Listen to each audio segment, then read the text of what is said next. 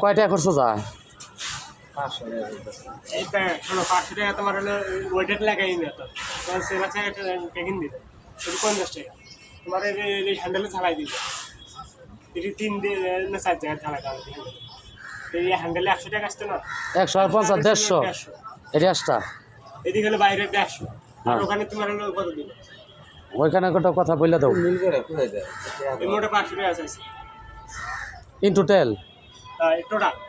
total 500 টাকা ফির direction লাগান নাকি টোটাল তুমি দিও টোটাল কিছু কম সময় রাখো কাম সাম একটু চিন্তা ভাবনা করে বুঝছো খালি কামের ধান্দায় থাকো না তোমার এই জায়গায় আনছে কেটা সবকিছু এই জায়গায় আনছে কেটা সেটা আপনি জানেন